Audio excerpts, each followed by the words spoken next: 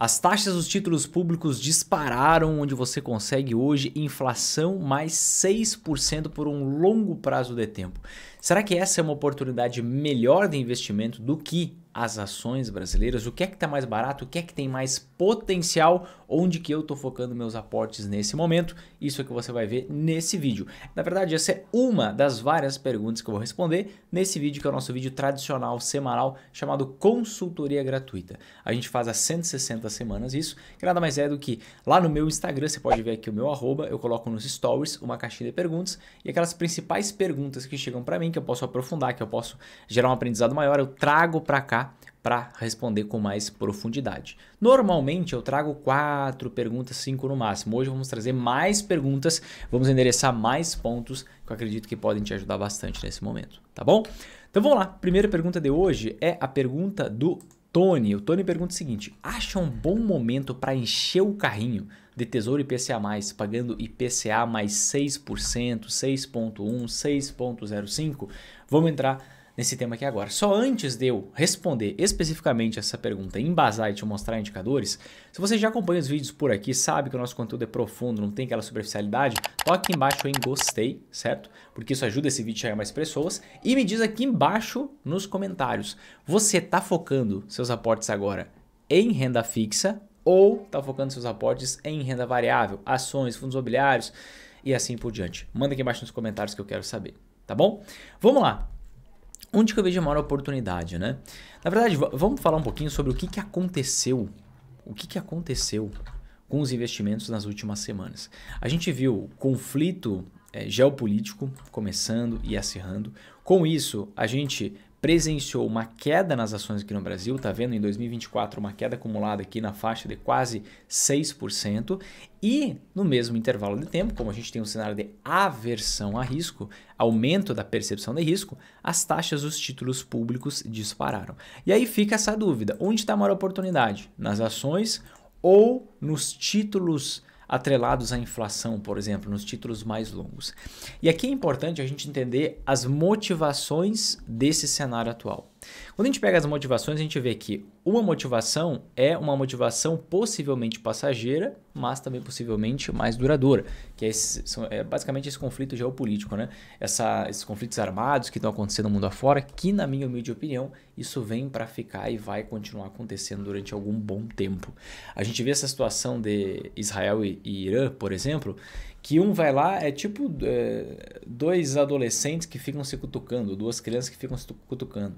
Dá um ataquezinho para dizer, ó, tô aqui, eu posso te pegar. Aí o outro revida, né? Então, por exemplo, Irã foi lá e atacou Israel, não com muito poder de fogo, avisou antes que ia fazer, mas mais para dizer, ó, estamos fortes, te cuida. Israel foi lá, retalhou com um ataque pequenininho, mas atacando o principal ponto onde, teoricamente, é o ponto de maior segurança do Irã. O ponto que é mais supervisionado, que tem os melhores armamentos russos defendendo aquela base iraniana. E foi um ataquezinho pequeno de dentro do Irã que Israel fez só para dizer, ó, eu consigo infiltrar, eu consigo atacar mesmo o seu ponto mais protegido. Então é aquela troca de farpas, é aquela demonstração de poder que começa a evoluir, né? Eu acredito que a gente entrou num processo de desglobalização, isso vai continuar acontecendo. Isso é um fator, então, que tem ondas transitórias, mas é um fator mais longevo. Quando a gente pensa que no Brasil, por que as taxas dos títulos brasileiros dispararam? Um pouco por causa da geopolítica, sem dúvida alguma, mas principalmente por conta do abandono. A gente teve agora o abandono da meta fiscal, tá? De 2025, basicamente 2024 já fica para 2025, 25 já ficou para 2026. Então, basicamente, o que a gente tem aí do governo é um abandono das metas fiscais, né? E, ao mesmo tempo, a gente teve o dado da elevação da dívida pública federal em R$1 trilhão. E a gente não tem nenhum plano para diminuir o gasto público. Por que isso aqui é relevante e importante? Porque você percebe o seguinte, as questões internas, elas são transitórias? São temporárias? Não. Como assim não são transitórias, não são temporárias? Se nós tivermos este governo sendo reconduzido a partir de 2026, você acha que vai mudar alguma coisa?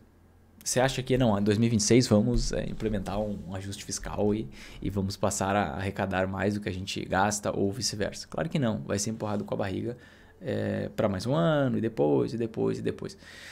Então, isso só vai aumentando um problema que a gente já tem hoje, que é um problema da dívida pública do Brasil.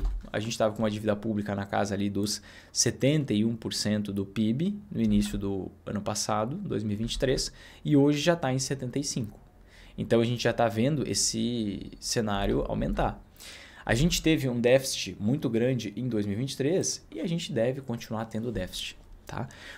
Com isso, se a gente tem déficit, significa que a gente gasta mais do que arrecada. Se eu estou endividado e eu gasto mais do que eu ganho, o que vai acontecer? Eu aumento a dívida. Se eu aumento a dívida, o que acontece? Os investidores passam a exigir cada vez mais taxa de rentabilidade para toparem emprestar dinheiro para o governo federal. Porque para nós, investimento em renda fixa é uma alternativa de investimento. Mas o que é isso no fim das contas? É um empréstimo que a gente faz para o governo. E a gente exige uma certa remuneração para topar emprestar dinheiro. Então, essas taxas dos títulos aqui, ó, basicamente o que a gente vê é que elas estão altas, são uma oportunidade, a gente vai entrar nesse ponto, mas elas podem ficar ainda mais altas e podem continuar mais altas por mais tempo, né? Isso é inegável. Se a situação fiscal continuar ruim, continuar piorando, por que os investidores vão exigir uma rentabilidade menor? Ou vão tolerar uma rentabilidade menor para emprestar dinheiro para o Brasil? Eu não vejo nenhum sentido nessa possível afirmação. Isso eu falo sobre o cenário agora para os próximos anos, mas se você tem uma visão mais de longo prazo, o que acontece? Notavelmente, a gente vê aqui pela movimentação da taxa dos títulos atrelados à inflação, esse aqui é 2035, a gente vê que é bem claro que o Brasil, isso tem uma frase icônica no mercado financeiro que diz assim: compre NTNB, que é a mesma coisa que Tesouro IPCA+, acima de 6% e venda quando estiver próximo de 4%. Por quê? Porque a gente anda no cercadinho, infelizmente, né? A gente é o país do futuro desde lá de 1500. Continuamos até hoje sendo o país do futuro. Então a gente piora, quase destrói o Brasil, daqui a pouco, opa, vamos matar o hospedeiro, a gente precisa recuperar a economia. Aí a gente recupera, faz reformas, joga a previdência lá para frente, vamos trabalhar até morrer e as taxas dos títulos caem. Depois estoura outro problema. Aqui a gente quase destruiu o Brasil, né? Então foi quase a 8%. Depois esse negócio vai lá para baixo. Então a gente fica oscilando. De forma que, pensando no longo prazo, sempre foi, não necessariamente o futuro repete o passado, mas ele pode nos mostrar alguns sinais, mas sempre foi uma boa ideia comprar títulos atrelados à inflação acima de 6% e vender próximo de 4%, porque aí você tem um ganho com a marcação ao mercado, um ganho adicional. Por exemplo, a gente vê aqui de 2016, quando a taxa estava em quase 8%, o preço do título era R$700. Depois a gente viu lá em 2019, quando a taxa era 3%, que foi a quase 2.100, então quase 200% de rentabilidade em poucos anos, né? Mas o risco que a gente tem hoje, e aqui, na verdade, o problema todo começou aqui, né? 2013, então demorou, piorou ainda até 2016 para depois começar a melhorar. São alguns anos, precisa de um horizonte de tempo maior. Mas ao mesmo tempo eu contrasto, então assim, não é uma má ideia investir em Tesouro IPCA+, recebendo juro de IPCA mais 6, tá? Mas a gente tem que comparar as opções de investimento que a gente tem, né? E, por exemplo, olha para o cenário das ações. Olhando para o cenário das ações, eu vejo um PL em 7,85 vezes. O que significa um PL em 7,85 vezes do índice Bovespa? O índice Bovespa é onde se calcula a rentabilidade média das ações no Brasil. E um PL de 7,85 significa que o preço das ações equivale a 7,85 vezes o lucro que as empresas geram. Se eu for fazer a conta contrária, quanto que é o lucro que as empresas geram em relação ao preço que eu posso pagar para comprar ações agora? Eu vou encontrar exatamente qual que seria a minha remuneração quando eu compro uma ação. Por quê? Se eu compro uma ação, estou comprando uma parte de uma empresa, vou pagar um certo preço por essa empresa, por uma parte dela, né? Pelas suas ações. E sendo sócio, eu tenho basicamente uma participação nos lucros. Então, quanto que é o lucro das empresas? Vamos pegar aqui, ó, 1 dividido por 7,85. Eu encontro e multiplico por 100 para pegar o percentual. Eu encontro basicamente aqui o quê? Eu encontro o percentual de lucro que as empresas geram hoje em relação ao preço que eu pago pelas ações. Então, o percentual de lucro que as empresas geram hoje é 12,74% em relação ao preço que eu pago pelas ações. Aí eu preciso comparar lá com o título público. Poxa, Eu acredito que a inflação vai ser quase 7% ao ano, 6,74% ao ano, em média, no longo prazo. Porque aqui a gente está falando de um prazo, por exemplo, de 11 anos. Aqui a gente está falando de um prazo de 5 anos. A gente está falando de um prazo de 21 anos. Né? Historicamente, a inflação do Brasil fica na faixa dos 6%. No plano real é isso. Então, o que eu teria, por exemplo, investindo no Tesouro IPCA+ com juros semestral? Um exemplo, tá? Se tudo continuasse constante, a gente teria aqui mais ou menos uns 12% de rentabilidade, descontaria imposto de renda, 15% sobre esse lucro pelo menos, a gente chegaria aí num patamar de 10,5% de rentabilidade, tá? Tô pensando em tudo seguindo a pior hipótese.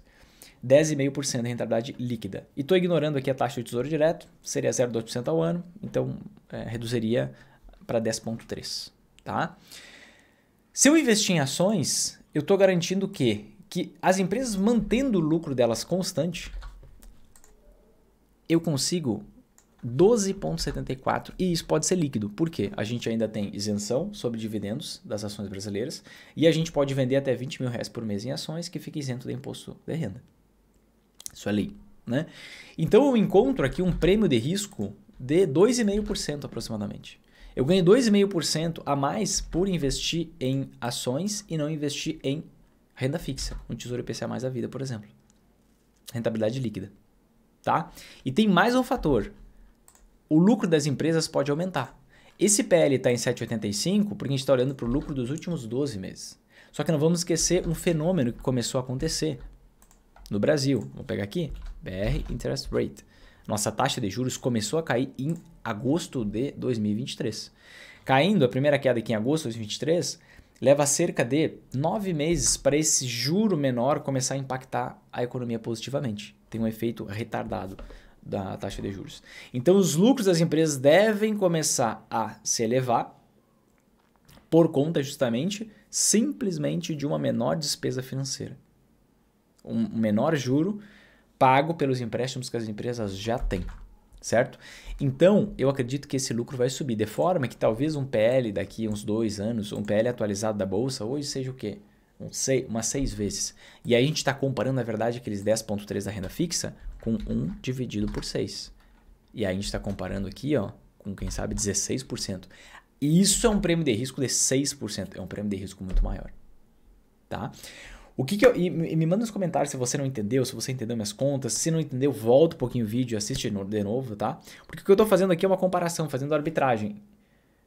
Na minha visão, as ações elas parecem muito mais convidativas do que a renda fixa hoje. Por mais que sim, faz sentido aumentar um pouco da exposição, aproveitando que são riscos diferentes, a gente diversifica justamente porque a gente pode ter uma surpresa, né? Mas se eu investir em ações de empresas previsíveis, que conseguem repassar a inflação para os seus clientes, tem marcas fortes, que tem essa previsibilidade, é bem difícil que o meu investimento ele seja pior do que investir no Tesouro IPCA+ 6, por exemplo. E além do mais, se a economia estiver piorando, as taxas dos títulos públicos vão continuar subindo. Mas a economia pode piorar, gerar inflação e isso aumentar o faturamento e o lucro de algumas empresas da Bolsa, que conseguem repassar a inflação para os seus clientes.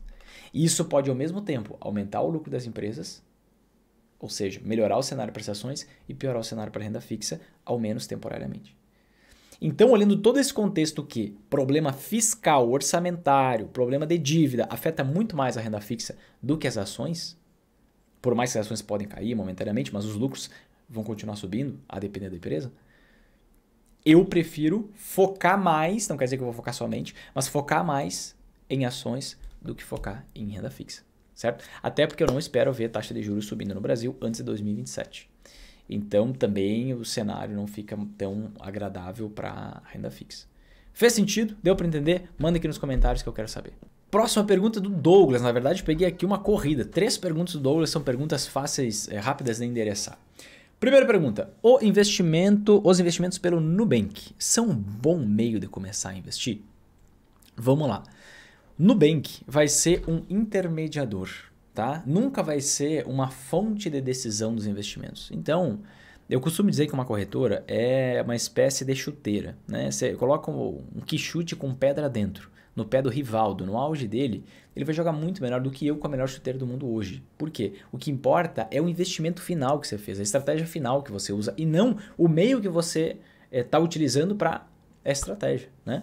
Você pega Davi Golias. Davi Golias o quê? Golias muito maior, muito mais forte, mas Davi tinha a melhor arma, né? Então, não importa tanto esse aspecto da corretora, não importa tanto esse aspecto do intermediador. Você investir pelo Nubank, pela XP, Rico, etc., são só alguns exemplos aqui, você tem basicamente as mesmas ou quase as mesmas opções de investimento. O importante é aquele bichinho que está por trás, você. É o operador desse negócio e não exatamente o intermediário que está ali, tá? Então, sendo pelo Nubank, sendo pela XP, sendo pela BTG, depende de onde você investir e não da corretora. Próxima pergunta. Nunca trabalhei na bolsa, tenho muita vontade de aprender. Como faço para aprender? Primeiro já troca esse verbo, tá? Nunca trabalhei, você não vai trabalhar na bolsa. A bolsa de valores, presta bem atenção, é uma solução encontrada por grandes empresários, geralmente multibilionários, para conseguirem vender uma parte das suas empresas. E, com isso, pessoas que têm pouquíssimo dinheiro conseguem gerar renda passiva e lucro passivo com seus investimentos. Passivo, ou seja, não é trabalho. Quando você trabalha, você tem uma renda ativa. Quando você ganha dinheiro sem trabalhar, você tem uma renda passiva ou um lucro passivo, tá? O que acontece? Vamos voltar aqui, alguns séculos atrás, 1600, surgiu a primeira bolsa de valores, 1602. E aí, qual era a grande ideia? Grandes empresários, multibilionários, né? Eles queriam diversificar o capital e não tinham para quem vender, porque é muito difícil você encontrar alguém com 100 milhões de dólares para comprar, sei lá, uma empresa só, 5% da sua empresa, por exemplo. São pouquíssimas pessoas, que vai querer uma empresa do seu ramo, inclusive. Então é muito difícil. Então qual foi a grande ideia? Vamos criar um ambiente de negociação onde a gente consiga vender uma parte de uma empresa para muitas pessoas. E cada pessoa coloca um pouquinho de dinheiro e assim milhares de pessoas compram a participação de uma. Tá? Que basicamente uma parte da participação de uma. Isso ajuda que essas pessoas que têm pouco dinheiro consigam ter uma fonte de renda adicional. De forma passiva, porque elas já têm sua profissão, já têm seu trabalho, já fazem alguma coisa. Então elas conseguem avançar nessa jornada financeira. Tá? Então uma solução para os dois lados, só que você entende que é de forma passiva. Aí com o passar do tempo surgiram os traders, especuladores que começaram a estudar estatística e tudo mais. E eu, Vinícius, não considero, a não ser que você tenha um patrimônio bem relevante, tá? Eu não considero que seja vantajoso você tentar especular na bolsa. Você tem que ser profissional para você conseguir fazer isso. Você tem que se aprofundar profundamente e já ter um bom capital. Se você não tiver um bom capital, quando eu falo bom capital aqui, eu quero dizer pelo menos R$1 milhão. Na minha visão, você vai ter que se alavancar, vai correr risco demais para você ter ganhos melhores e isso geralmente acaba em problema. Então, comigo você não vai aprender a trabalhar na bolsa. Você vai aprender a ganhar dinheiro na bolsa sem trabalhar. Tá? O foco, renda passiva, lucro passivo. Tá bom? Próxima pergunta. Com qual quantia já posso começar a investir na bolsa? Isso aqui não é uma recomendação de investimento, tá? Mas uma ação que eu comprei mais ações, uma empresa da qual eu comprei mais ações há pouco tempo, é essa empresa aqui, ó, chamada Sanepar, que com R$ 5,16 você já compra uma ação. Então, basicamente, o que você precisa de dinheiro é muito pouco. Cada empresa tem suas ações sendo negociadas a um determinado preço, né? Sanepar a gente vê aqui na casa dos R$5, Banco do Brasil a gente vê na casa de hoje abaixo de R$30, que ela sofreu um desdobramento. Petrobras você vai encontrar na casa dos R$40. Vale você vai encontrar na casa dos R$60. E assim por diante. Mas você tem D5, 10, 15, 20, SLC Agrícola R$18, R$19. Então é muito pouco. Esse é o relevante. E com isso você já consegue começar. Próxima pergunta do Strazante. Por que a EZTEC está caindo tanto? Vamos dar uma olhada nas ações da EZTEC? Quando a gente fala da EZTEC, a gente está falando de uma construtora. Tá? Empresa de construção civil ela é muito sensível a juro. Como assim? A taxa de juro atual ou a taxa de juro esperada para o futuro? Taxa de juro esperada para o futuro e não a taxa de juro atual. Vamos falar um pouquinho sobre isso. Olha só na minha tela. Aqui na minha tela você está vendo na linha azul as ações da EZTEC e na linha preta o DI Futuro para 2034. Vinícius, o que é esse tal de DI Futuro para 2034? Presta minha atenção aqui, tá? DI futuro para 2034 significa a taxa de juros esperada, a taxa de juros média que o mercado espera que seja de hoje até 2034. Então, a nossa taxa de juros está na faixa aí dos seus 10%, quem sabe vai para 9%, depois volta para 12%, depois vem para 8%, fica oscilando. Qual a taxa de juro média esperada pelo mercado, certo? De hoje até 2034, janeiro de 2034, 11,52%. 11,52%. Isso é a visão definitiva desse momento, tá? E o que a gente vê? Perceba um padrão desse gráfico aqui. Quando esse DI futuro sobe, ou seja, os investidores começam a esperar uma taxa de juro maior para os próximos anos, o preço dessa ação cai. Você viu o DI futuro, ou a taxa de juros esperada, caindo, a ação dispara. Construção civil é um setor extremamente cíclico. Eu vou explicar para você o porquê. Vamos por partes. Primeiro padrão. Depois o DI futuro voltou a subir, o preço da ação desabou. Depois o DI futuro voltou a cair, o preço da ação disparou. Depois o DI futuro voltou a subir, o preço da ação caiu. Então você vê que esses dois ativos, eles têm uma correlação negativa. Eles se comportam de formas opostas, tá? Por que construção civil é tão sensível a juro? Porque construção civil é imóvel. A maioria dos imóveis do Brasil são comprados via financiamento imobiliário. Então, se você tem uma taxa de juros esperada menor para o futuro, significa, opa, mais gente vai conseguir financiar, vai fazer financiamento, mais gente vai comprar imóveis, os preços dos imóveis vão subir.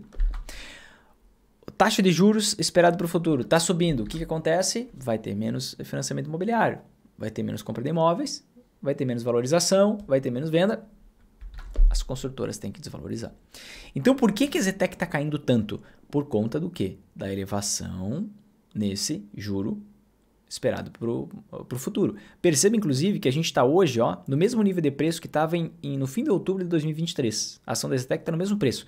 Por quê? Porque a gente está no mesmo nível, aproximadamente, tá? De taxa de juros esperada para os próximos 10 anos. Né? Taxa de juros média esperada para os próximos 10 anos. Então, o que acontece? Quando que vai voltar a valorizar? Quando essa curva começar a descer de novo. Quando o juro esperado para os próximos anos começar a descer de novo. Certo? Ah, mas será que vale a pena investir? Vamos dar uma olhada aqui na ação da Zetec. Né? Um indicador. Dois indicadores. Tá? Dois indicadores. Primeiro deles, a gente vê aqui, PVP. Hoje, pegamos quanto que vale o patrimônio da Zetec hoje. Vamos olhar aqui. Patrimônio líquido, 4,6 bilhão.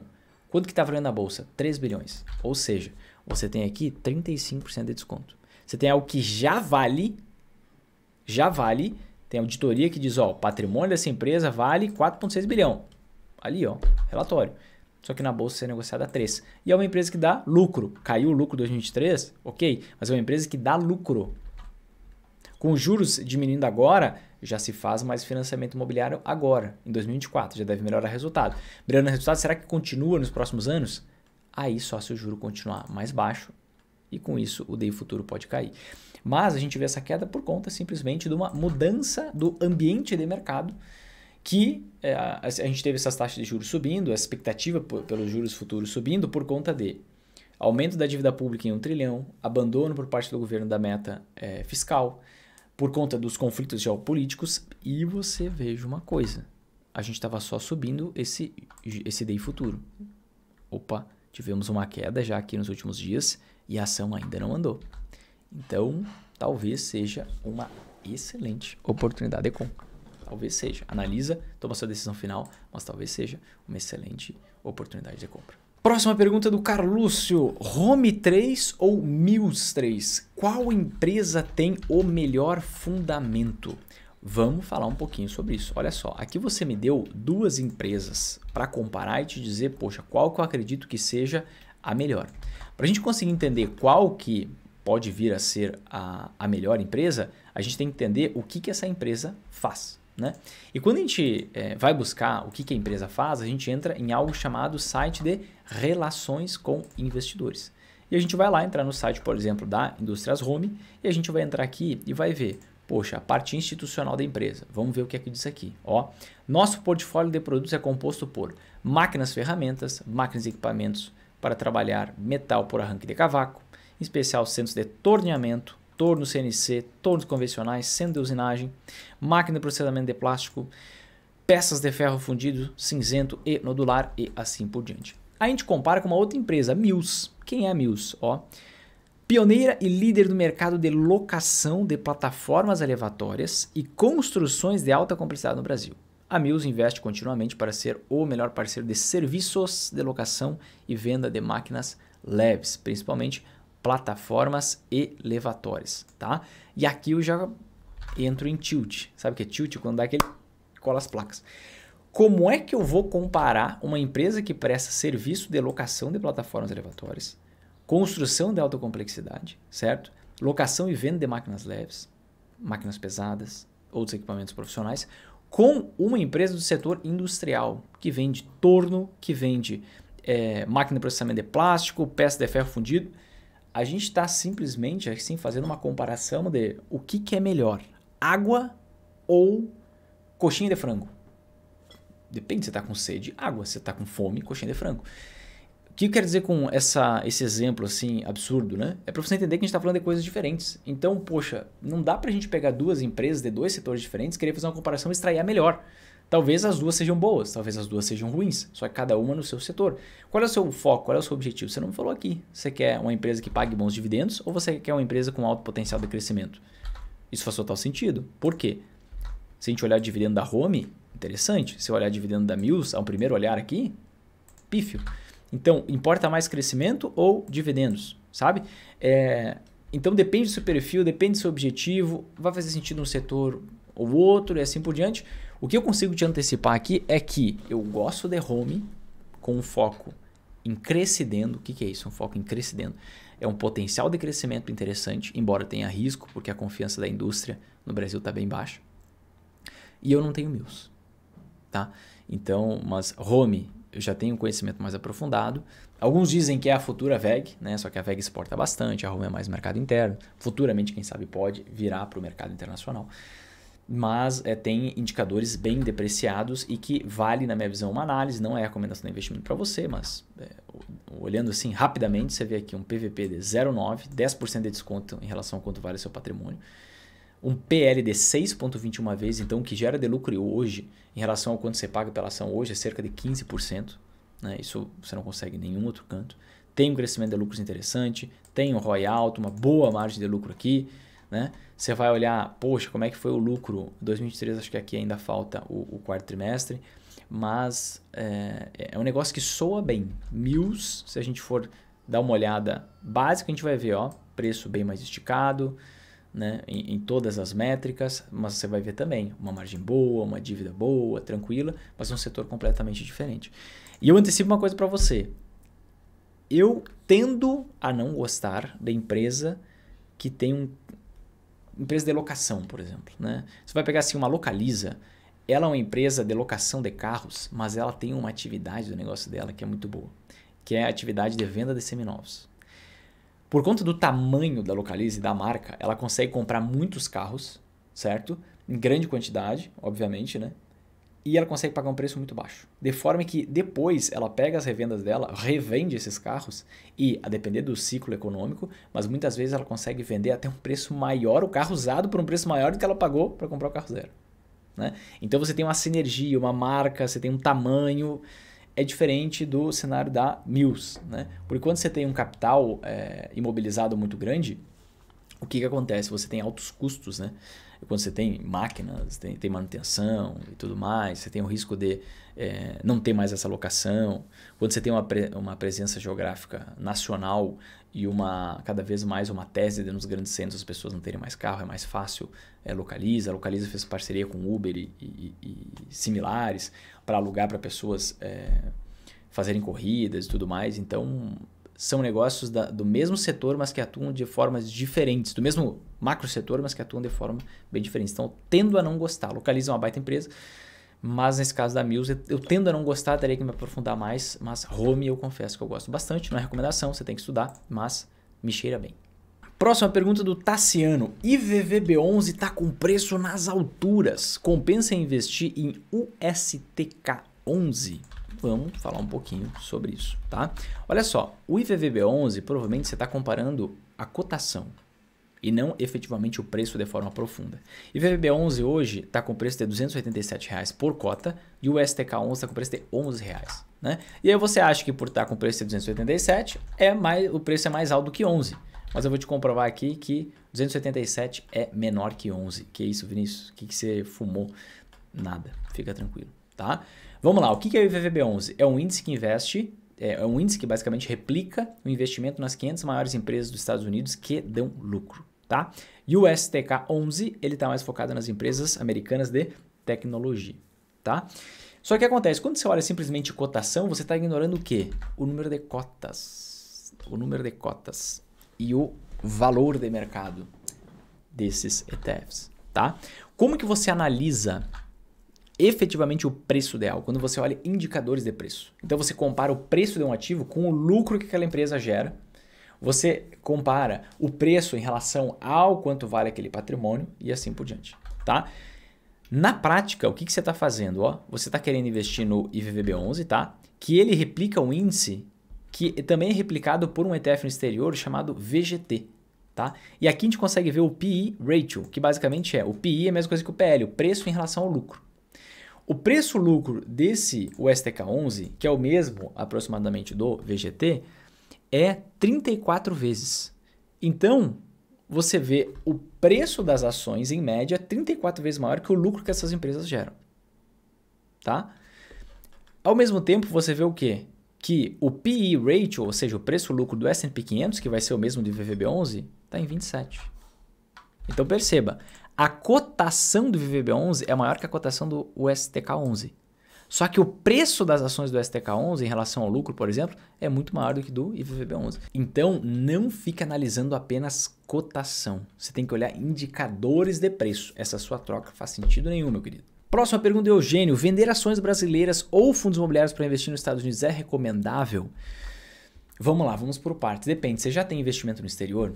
Não tem nada? Com certeza vai ser a ideia você vender qualquer coisa para ter uma parte, qualquer coisa dos investimentos, para ter uma parte no exterior. Porque assim você diversifica geograficamente os seus investimentos, você diversifica a moeda de forma cambial os seus investimentos e assim uma grande inflação no Brasil não vai te impactar porque você vai ter dólar também, porque você vai ter uma outra moeda também. Então não é o fato de vender ações brasileiras para investir no exterior. Essa comparação, qual que está o preço das ações do Brasil com o preço ou os indicadores de preço das ações dos Estados Unidos, né? Isso não tem nexo, não faz muito sentido prático. Sabe por quê?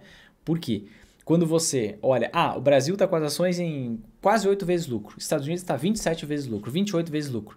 Você está comparando uma Brasília com painel quebrado, com retrovisor trincado, com um Corolla. Então você não pode ter a mesma precificação mesmo. Mas investir no exterior não quer dizer investir em ações americanas. Ações americanas têm uma margem de segurança muito menor do que os REITs, por exemplo. Você pode ir para um outro mercado e estar com uma margem de segurança muito maior. E aí você sai um pouco de fundos imobiliários, de ações talvez, e migra também para o mercado americano para diversificação, para potencialização da rentabilidade. Porque o dólar, enquanto a inflação no Brasil for maior que a inflação dos Estados Unidos, o dólar, passando por ciclos, vai se valorizar em relação ao real. Então você tem um motor propulsor de rentabilidade, que hoje é de 6,5% ao ano, que basicamente é a valorização média do dólar em relação ao real. A rentabilidade média anual do dólar em relação ao real, desde o início do plano real. Então você tem basicamente esse motor de 6,5%, mais toda a rentabilidade no mercado americano, que não necessariamente precisa ser uma exposição em ações americanas. Você pode investir em REITs também, você pode investir em renda fixa, que paga muito mais lá fora. Enfim, você tem uma ampla variedade. Mas investir uma parte do seu patrimônio exterior, na minha visão, é muito interessante. Porque a nossa moeda... Gente, a gente está num país populista, a gente está num país onde o gasto é sempre maior do que a receita, ou quase sempre. Então, isso gera inflação, isso aumenta a dívida pública, isso vai fazer com que a nossa moeda corroa o seu poder de compra com o passar do tempo. Tem que ter as duas coisas. Tem que ter as duas coisas se você mora no Brasil. Vai morar no exterior, você tem só uma Magari Internacional. Não tem por que ter Magari Brasil, tá? Mas cuidado com essa, vou vender ações, vou vender fundos. Não, resgata uma parte dos seus investimentos no Brasil para investir no exterior. Estrutura inteira, ações, anti-ações, fundos imobiliários e compra um pouquinho de ações no exterior, anti-ações, REITs, talvez renda fixa, depende, mas tira um pouco da carteira inteira aqui e para migrar um pouco para lá, para buscar no médio e longo prazo mais rentabilidade, diversificar risco e tudo mais. E aí surge mais uma pergunta aqui do Lucas que tem tudo a ver com isso. O real vai desvalorizar mais? No curto prazo, eu não tenho a menor ideia, tá? Mas ainda estamos num patamar de preço muito bom. Poucos dias eu fiz uma live sobre isso, mostrando essa situação, que o preço ainda está muito baixo. E, gente, se a gente for olhar, fazer uma análise de longo prazo, a gente vai ver claramente que a direção do dólar é para cima com o passar do tempo. Por isso é tão importante você ter uma parte dos seus investimentos no exterior. Você vê que passa por ciclos, aqui tivemos uma queda relevante, porque China aumentando 20 vezes o volume de exportações no Brasil para a China, por conta de um êxodo rural, aumento populacional que ainda existia. Hoje a população está decrescendo na China, está decrescendo na maior parte do mundo. A população global deve começar a decrescer em 2050, 2060. Então, o cenário para um país exportador como o Brasil não vai ficando mais tão atrativo quanto era no passado. Aqui nós tivemos movimentos assim não recorrentes que ajudaram o dólar a ficar mais baixo, né? A gente teve safra recorde do agro, junto com uma diminuição da confiança da indústria, o que fez eles importarem menos. A gente tinha a maior taxa de juro real do planeta, tudo isso está se perdendo agora. Crise no agro, nosso juro já é o terceiro maior juro real do planeta, então estamos caindo em posição, devemos continuar reduzindo a taxa de juros. A gente tem todo um cenário agora, o volume de importações pelos empresários industriais voltou, então eles voltaram a comprar. Então, o cenário agora é totalmente o oposto desses últimos anos aqui. E a gente já está começando a ver os reflexos, né? Então, no curto prazo, não sei, pode cair, pode subir, mas a 5,20 é barato pra caramba. Abaixo de R$6 é barato pra caramba.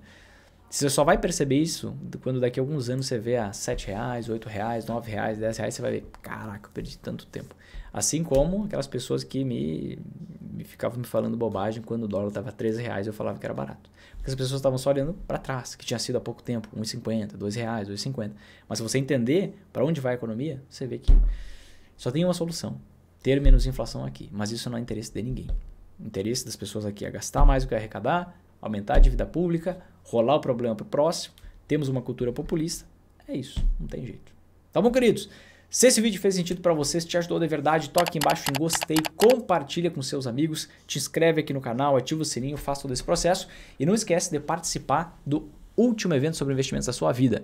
O projeto Investidor Sempre em Alta, nova edição, que diante de todos essas questões econômicas que estão acontecendo agora, está gerando uma boa oportunidade na Bolsa. Eu decidi fazer uma nova edição desse nosso evento, onde eu vou mostrar passo a passo como é que você faz para lucrar nas altas e nas quedas da Bolsa. Você pode aplicar esse passo a passo no Brasil, no exterior. Vou te dar uma estrutura pronta para você já começar a ter os seus primeiros resultados, tá? Tudo isso online, gratuito e sem enrolação. Repito, online, gratuito e sem enrolação. Link para inscrição gratuita aqui embaixo. Insere seus dados, entra na nossa comunidade privada no WhatsApp, que a gente vai mandar tudo por lá, tá bom? Deus abençoe você e suas famílias. Vamos para cima que é só o começo. Um grande abraço e até mais.